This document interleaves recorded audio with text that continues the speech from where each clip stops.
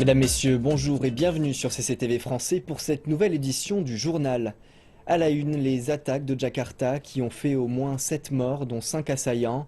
La police indonésienne a arrêté 3 personnes et les questionne sur leur possible lien avec les attaques.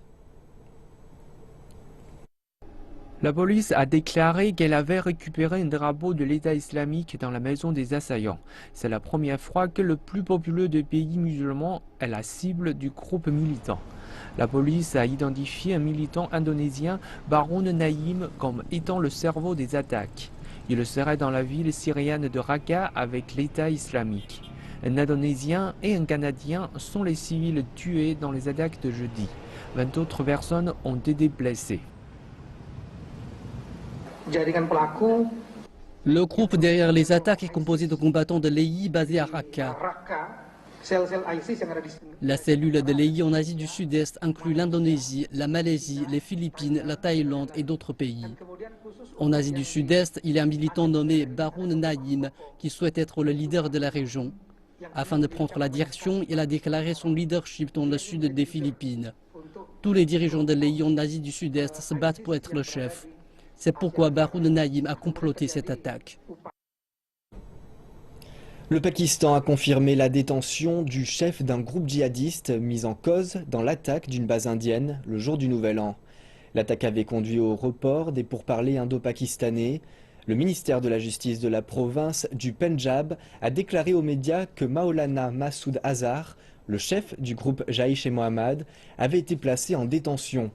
Il a déclaré qu'Azhar pourrait être officiellement arrêté si sa participation à l'attaque était prouvée. Celle-ci a conduit à la mort de 7 gardes indiens et de 6 assaillants. Le ministre a ajouté que 2 séminaires religieux avaient été fermés dans les villes de Sialkot et Kuala-Lumpur en raison de liens supposés avec le groupe terroriste. L'un des séminaires était géré par le frère d'Azhar.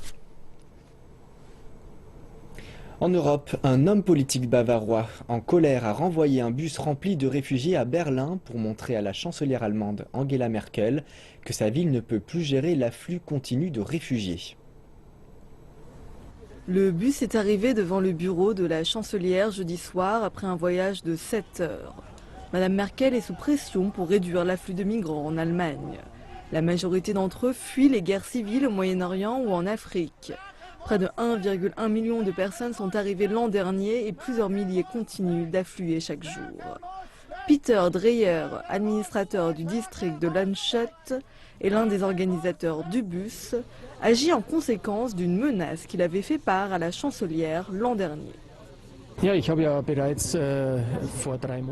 J'ai dit à la chancelière dans une lettre ouverte il y a 3 mois que notre capacité d'accueil serait dépassée. Je suis toujours en faveur d'aider ces gens d'une manière humaine, et non pas sous des toits provisoires, pour un mois dans un gymnase ou quelque chose du style. Nous ne pouvons tout simplement pas fournir un logement humain à cette allure et avec ces chiffres. C'est la raison pour laquelle j'ai agi ainsi. J'en parle à la chancelière de temps en temps et elle me dit qu'elle travaille sur une solution avec la Turquie et qu'elle compte sur la solidarité des autres États membres de l'Union européenne. La Chine a réfuté les arguments du Vietnam qui avait affirmé que ses tests d'opérations aériennes en mer de Chine méridionale menaçaient le trafic aérien civil. Le Vietnam affirme que la Chine n'a pas informé les autorités aériennes civiles vietnamiennes avant de procéder à ces tests aériens au niveau d'un aéroport nouvellement construit en mer de Chine méridionale. Cependant, le porte-parole du ministère chinois des Affaires étrangères a répondu que les tests aériens étaient en accord avec les lois internationales et qu'il s'agissait d'une pratique courante. La Chine est choquée et troublée par les arguments du Vietnam et je souhaite réitérer le fait que la Chine possède une souveraineté indiscutable sur les îles Nam Cha et les eaux environnantes. Nous tenons à rappeler une nouvelle fois à la partie vietnamienne que les inspections et les tests aériens chinois au niveau de l'aéroport nouvellement construit sur Yongshujao étaient en accord avec les lois et pratiques internationales. Le 6 janvier, la Chine a mené 2 tests aériens au niveau de son aéroport situé le plus au sud, sur Yongshujao, qui a été construit pour des buts humanitaires, dont des atterrissages d'urgence et des opérations de secours maritime. Mais en raison des obstacles continuels mis en place par la partie vietnamienne, la Chine s'est résolue à transformer les vols en une activité aérienne d'État, ce qui, en accord avec la Convention aérienne civile internationale, peut être mené de manière indépendante par les pays souverains. Hong Lei a déclaré que la Chine était troublée par les accusations de la partie vietnamienne, car l'administration aérienne civile chinoise avait informé le département d'information aérienne de Ho Chi Minh le 28 décembre du plan de vol, de la route et des détails techniques de la Chine et de son appareil. En plus de cela, la Chine avait également pris des contacts spécifiques avec les autorités diplomatiques vietnamiennes le 30 décembre pour des notifications et explications techniques. Passons maintenant aux nouvelles de l'économie. La Banque centrale de Chine a publié un rapport sur les statistiques financières. Selon les chiffres officiels, en 2015, les nouveaux emprunts libellés en yuan en Chine ont atteint 11 700 milliards de yuan. C'est 1 800 milliards de plus que l'an précédent. L'indice de masse monétaire, ou M1, a grimpé de 15% en glissement annuel à 40 000 milliards de yuan à la fin 2015. Pendant ce temps, M2 a augmenté de 13% en glissement annuel à environ 140 000 milliards de yuan à la fin décembre. Les dépôts libellés en yuan ont augmenté d'environ 15 000 milliards de yuan en 2015, en hausse de 2 000 milliards par rapport à l'an dernier. Le financement social total est resté aux alentours de 15 400 milliards, près de 500 milliards de moins qu'en 2014. Shang Song-chung, directeur du département d'études et de statistiques, a déclaré que ces chiffres montraient qu'il y avait suffisamment de liquidités dans l'économie. L'économie chinoise, justement, est plombée par ses capacités excédentaires et les fragilités de son système financier. Toutefois, la Commission nationale pour le développement et la réforme vient de souligner que l'objectif de croissance restait de 6,5%. Il s'agirait du taux de croissance minimal pour que la Chine reste en plein emploi. Écoutons l'analyse des experts financiers. La Commission nationale du développement et de la réforme a rappelé l'objectif de 6,5% de croissance, malgré les pressions déflationnistes et la contraction de l'activité manufacturière.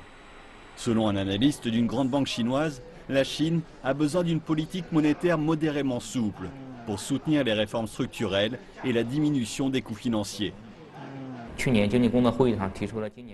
La conférence de travail du comité central du PCC sur l'économie a fixé 5 tâches pour cette année: la réduction des capacités industrielles, le déstockage, le désendettement, la diminution des coûts des entreprises et la hausse de l'efficacité industrielle. Ceci va créer de fortes pressions afin de réajuster l'économie. C'est pourquoi nous avons besoin d'une politique monétaire souple et d'un environnement financier stable et d'empêcher une marche arrière au niveau de la restructuration économique. L'an dernier, la Banque populaire a diminué à 5 reprises ses taux d'intérêt et les taux de réserve obligatoires des banques, afin d'atténuer le ralentissement économique. Toutefois, elle pourrait cette année être plus réticente à abaisser ses taux d'intérêt, le yuan ayant plongé un plus bas de 5 ans contre le dollar. De nouvelles réductions des taux d'intérêt pourraient accélérer la chute de la devise, ce qui de facto conduirait pour les entreprises à une hausse des coûts des dettes nominées en dollars. Je pense que la Banque centrale va être plus prudente en matière de baisse des taux d'intérêt, car le yuan subit en permanence des pressions baissières contre le dollar. En ce qui concerne les taux de réserve obligatoires, cela va dépendre de la liquidité. Je pense que cette année, on aura 2 ou 3 baisses des taux de réserve obligatoires. De manière générale, la politique monétaire ne sera cette année pas souple. Au cours des 2 premières semaines de l'année, la Banque centrale a injecté un total de 230 milliards de dollars via des opérations d'open market afin de faire face au manque de liquidité avant la saison des fêtes. Les analystes ne prévoient pas de nouvelles diminutions des taux de réserve obligatoires sur le court terme. Le commerce d'actions américaines est désormais possible en Chine. Les applications sur mobile proposant ce type de service attirent un nombre croissant de jeunes investisseurs. Les entreprises de courtage en ligne telles que Jimubox et TigerBroker.com surfent sur cette tendance en se mettant à créer leur propre plateforme d'investissement.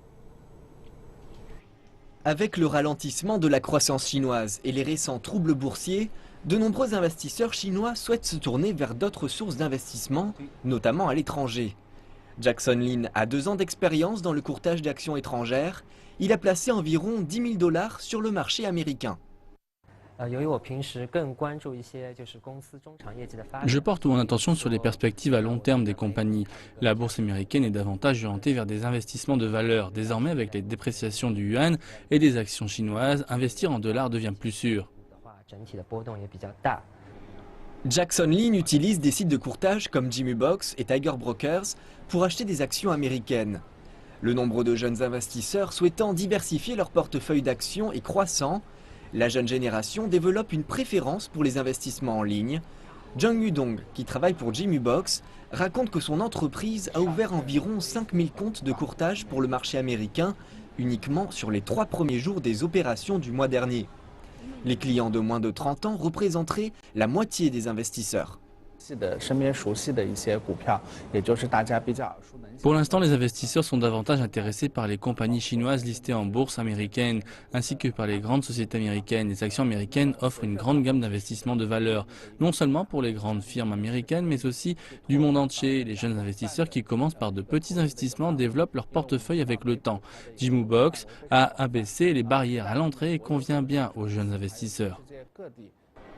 Ces nouvelles applications sur smartphone font de la compétition aux voies de courtage traditionnelles. Le courtage en ligne est plus facile d'accès et l'inscription y est plus rapide, tandis que les voies traditionnelles nécessitent davantage de paperasse. De plus, pour chaque transaction, les commissions ne sont que 2 $ chez Jimmy Box, contre 6 $ normalement.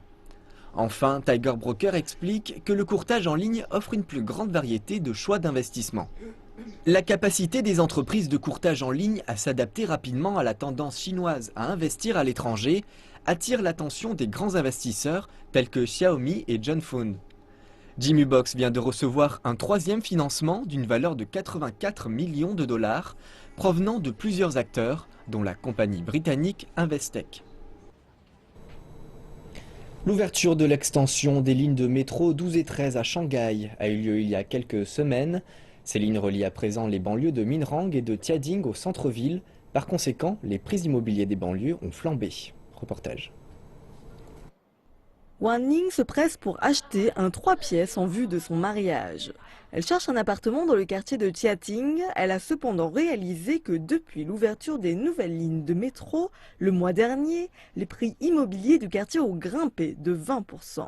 Ces appartements restent cependant 50% moins chers que les appartements dans le centre de Shanghai.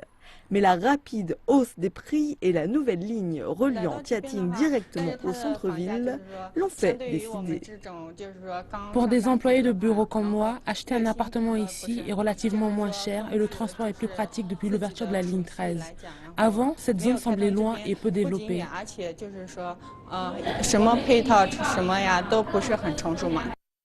Ces derniers mois, selon le site immobilier anjuke.com, le prix résidentiel de la banlieue de Minhan a vu ses prix augmenter de 400 000 yuan le mètre carré à 430 000 yuan.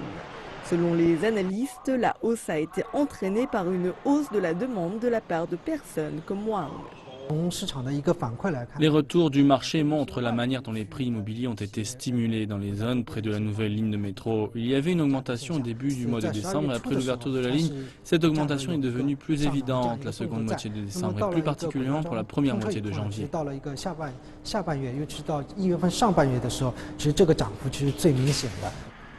Les intérêts d'achat de logements ont également augmenté l'an dernier lorsque la Banque populaire de Chine a baissé son taux d'intérêt de référence des prêts de 5 fois, baissant le taux d'intérêt des prêts de 5 ans de 6,15% à 4,9%. Selon les observateurs du marché, s'il y a davantage de baisse en 2016, il y aura également davantage d'acheteurs. Nombreux sont ceux qui s'attendent à ce que la Banque populaire de Chine continue à baisser les taux d'intérêt. Nous pensons que la réduction des taux d'intérêt aura un impact très important sur le marché résidentiel. Nous pensons que si les taux d'intérêt continuent de baisser, cela permettra à davantage de personnes d'acheter. Shanghai a encore 10 nouveaux projets concernant les lignes de métro. Cela sera achevé d'ici 2020. L'ensemble du réseau souterrain atteindra 800 km. Les experts de Santaline Property prédisent une hausse additionnelle de 8% cette année pour les prix immobiliers des banlieues de Minhan et de Tiating. De plus en plus de personnes préfèrent utiliser leur téléphone plutôt que leur portefeuille pour faire leurs courses. Cependant, ce moyen de paiement peut être risqué. Explication. Aujourd'hui, Suwon a acheté du thé au lait au cours de sa pause déjeuner. Au lieu de payer en liquide, elle a utilisé Alipay et a économisé des dizaines de centimes. Elle a commencé à utiliser cette méthode de paiement au début de l'année dernière et elle en est satisfaite. Je suis plutôt habituée au paiement via mobile. C'est très pratique. Ça fonctionne dans les magasins ou les maisons de thé. Je n'ai pas besoin de prendre du liquide lorsque je sors manger. Je n'ai besoin que de mon téléphone portable. Et parfois, il y a des réductions, ce qui constitue aussi un avantage. Le vendeur de la maison de thé dit que plus de 60% des clients utilisent le paiement via mobile et que la plupart d'entre eux sont jeunes. Selon lui, cette méthode de paiement améliore également l'efficacité au travail. Si un client utilise Alipay, nous n'avons qu'à le scanner et c'est fait. Mais si le client utilise du liquide, alors il nous faut attendre qu'il le sorte, puis que nous lui rendions la monnaie. Alipay permet donc de réduire le temps de la transaction de moitié.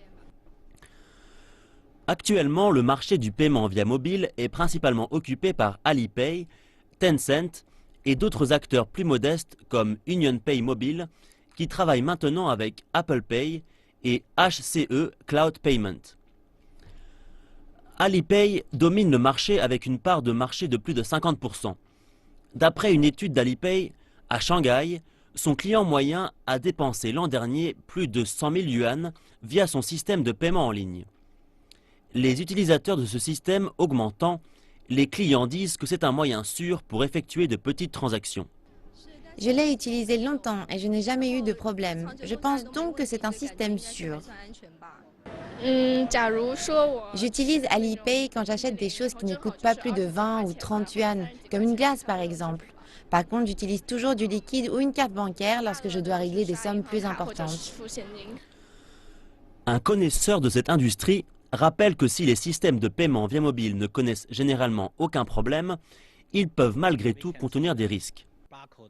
On a remarqué que le système du code barre connaît encore quelques problèmes. Lorsque les clients scannent un code barre, ils ne savent pas si ce code barre contient un virus ou s'il ne redirige pas vers une page fictive. Un autre risque, c'est celui des données de transaction qui sont des données sensibles susceptibles d'être divulguées. Et il me semble que le troisième risque, c'est finalement le client lui-même. Lorsque vous utilisez votre téléphone portable ou votre portefeuille mobile, vous manipulez des informations très privées. Si vous révélez les informations relatives à votre compte ou si vous révélez votre mot de passe, vous prenez évidemment un risque. Afin d'éviter ce genre de risque, Victor Ye suggère que les clients évitent de cliquer sur des liens qui offrent d'importantes remises ou qui promettent des sommes d'argent. Il rappelle également qu'il est conseillé de changer de mot de passe de temps en temps pour s'assurer que son argent reste à l'abri. Voici maintenant les performances du jour des principales places financières asiatiques. Les bourses chinoises ont poursuivi leur tendance vers le bas. L'indice composite de référence de la bourse de Shanghai des actions A a clôturé à 3036,04 points, en baisse de 3,55%, et l'indice des actions B a clôturé à 356,60 points, en baisse de 2,33%. L'indice de la bourse de Shenzhen des actions A a fini à 1877,94 points, soit une baisse de 3,41%. L'indice des actions B a clôturé à 1164,87 points, en baisse de 2,29%. La bourse de Tokyo a fini en baisse de 0,54% vendredi, effaçant ses gains initiaux avec la poursuite de la baisse des cours du pétrole et après des déclarations du gouverneur de la Banque du Japon écartant un nouvel assouplissement de la politique monétaire dans l'immédiat. Les valeurs japonaises ont aussi été pénalisées par la rechute des bourses chinoises, plombées par des chiffres inférieurs aux attentes sur les nouveaux prêts en yuan au mois de décembre. L'indice Nikkei a perdu 93,84 points à 17 147,11 points et recule de 3,1% sur la semaine. Nous enchaînons avec les taux de change, les prix du pétrole et ceux des métaux précieux.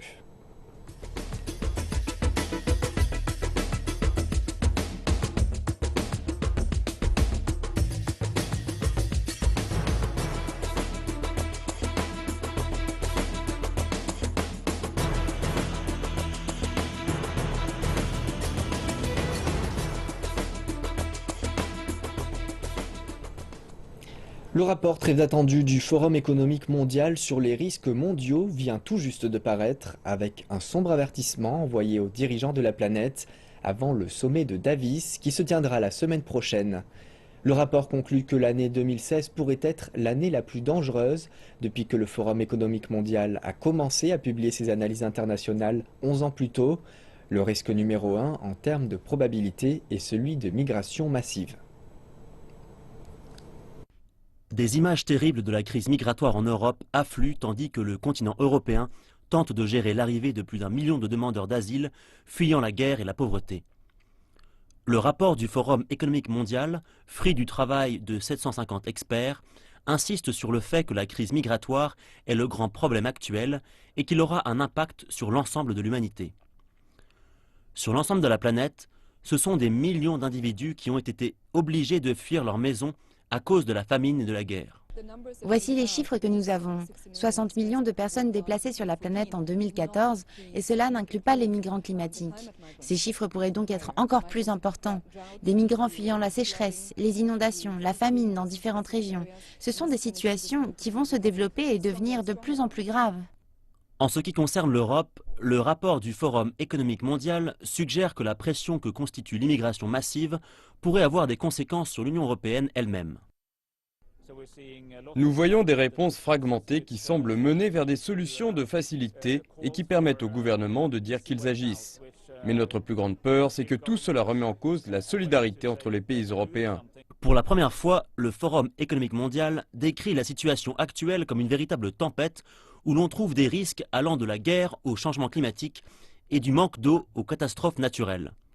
Tout cela concentré sur une seule année et frappant aussi bien l'économie mondiale que l'humanité dans son ensemble. La crise des réfugiés en Europe peut provoquer des tensions géopolitiques au sein du continent européen, et cela pourrait avoir un effet sur la sphère économique. On pourrait assister à l'utilisation d'armes économiques comme des mesures douanières coercitives et à d'autres mesures qui pourraient nuire à la croissance économique. Le rapport sur les risques mondiaux du Forum économique mondial est considéré comme le lever de rideau avant le sommet des dirigeants de la planète à Davos. Ce qui apparaît clairement, c'est que leurs discussions porteront sur un monde qui est plus dangereux qu'au cours de la dernière décennie. La Grèce aura besoin de 4 milliards d'euros au premier trimestre pour honorer sa dette. C'est ce qu'a déclaré Klaus Regling, le patron du fonds de secours pour la zone euro. Regling a ajouté que cela donnait un certain caractère d'urgence à la mise en œuvre des réformes par Athènes. Certains responsables de la zone euro pensent que la Grèce pourrait obtenir dès février l'aval de ses créanciers à ses plans de réforme. Mais d'autres s'attendent à ce que le processus prenne plusieurs mois. Le projet de réforme inclut des mesures fiscales comme une réforme des retraites. Regling a déclaré que les réformes ont été approuvées et la Grèce pourrait obtenir le versement d'une nouvelle tranche de 5,5 milliards d'euros. Toutefois, il a averti que le montant final pourrait évoluer.